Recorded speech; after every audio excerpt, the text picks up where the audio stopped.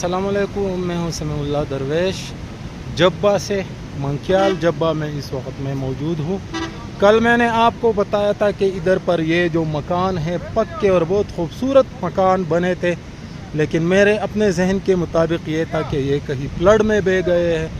تو یہ آغا خان صاحب نے بنائے تھے، یہ جو آپ دیکھ رہے ہیں میرے پیچھے بہت سارے ہوٹلز اور دوسری وہ شیلٹرز ہوم اور یہ چیزیں انہوں نے بنائے تھے۔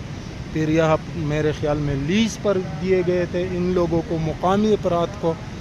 تو یہ کل میں نے پھر بعد میں ایک یہاں کے مقامی سے پتہ کرایا، تو انہوں نے بتایا کہ یہ رات کو پہاڑ سے چھپکے سے کوئی مخالفین آ گئے تھے۔